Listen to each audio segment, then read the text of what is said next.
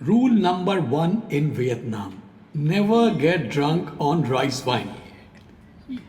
Unless, of course, you are ready to discover a whole new side of yourself. But let's rewind to where it all started: Hanoi.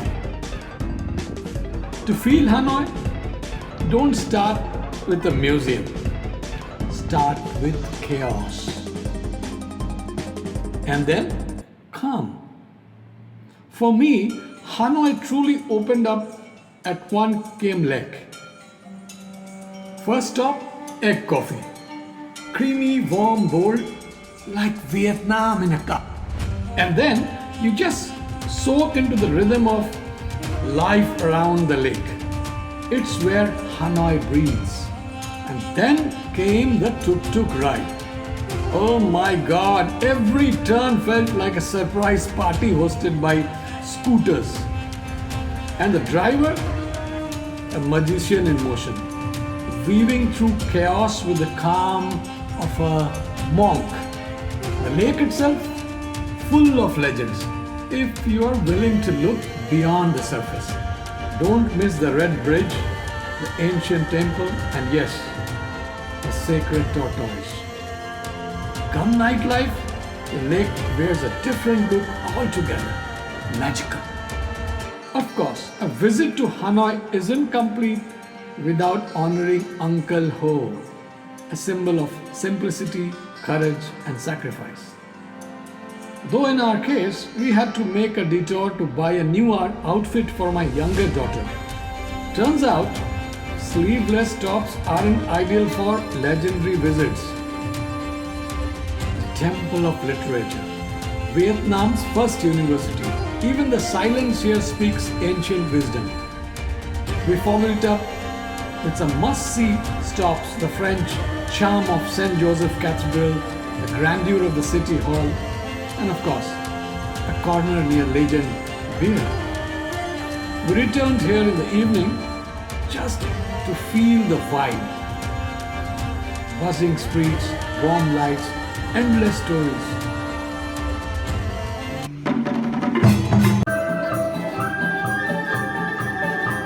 For those who want to touch Vietnam's soul, without fail, attend the Water Puppet Show. It's a theater on water, history without words, and magic. You don't need to understand to feel.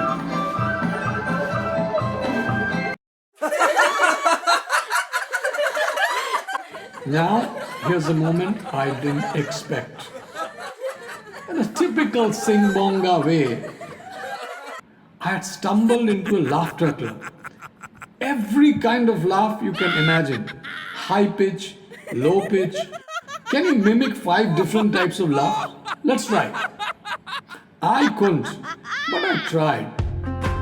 And in a world full of stress, that morning reminded me sometimes we just need to laugh more often. Then it was time to set sail to Halong Bay, which was the Paradise Cruise, and the service was, well, paradise indeed.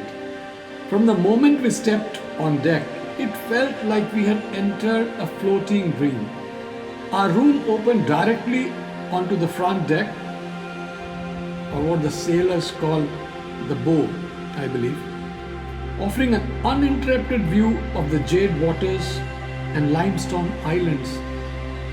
Waking up to misty mornings, sipping coffee while watching the sunrise, gazing at other boats float like dreams.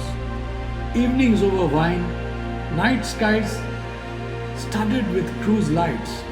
Halong Bay isn't something you see, you feel it, in silence, in motion, in every breath. But actually you do more than that. Taking picture.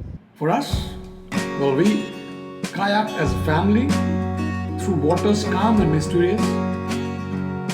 These towering limestone rocks, they stand like guardians of time. One of the most unforgettable highlights was our visit to the Sung Sat Cave, also known as Surprise Cave, aptly named because you truly don't expect what lies inside. Stunning, surreal, almost sacred, a cathedral carved by nature itself. Every chamber we entered felt like a secret being revealed. On board, we cooked, we danced, we sipped. And now the story. That evening, after a delicious meal and donning the traditional Vietnamese costume, I got a bit carried away with the rice wine. Next thing I knew, I was speaking Vietnamese fluently.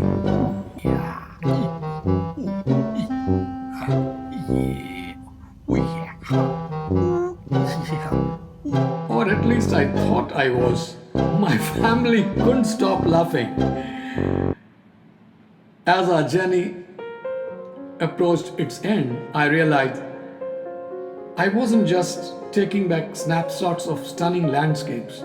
I was carrying with me the true spirit of Vietnam. Not the kind you pour into a glass, but the kind that pours into your soul. The warmth of its people, the rhythm of its streets, and the stories etched into every place we touched. We made sure to try every dish we could, the banh mi with its crunchy baguette and flavorful fillings, the comforting rice noodles, the ever-fresh spring rolls, and yes, even French cuisine that still echoes Vietnam's colonial past. Shopping was the final ritual. Souvenirs of all kinds found their way into our bags. But one thing I especially cherished was the comical hat, the kind worn by our tuk-tuk driver and the ever-smiling staff on our paradise cruise. It wasn't just a hat. It was a symbol of hospitality, joy and connection. Vietnam, thank you. You were unforgettable.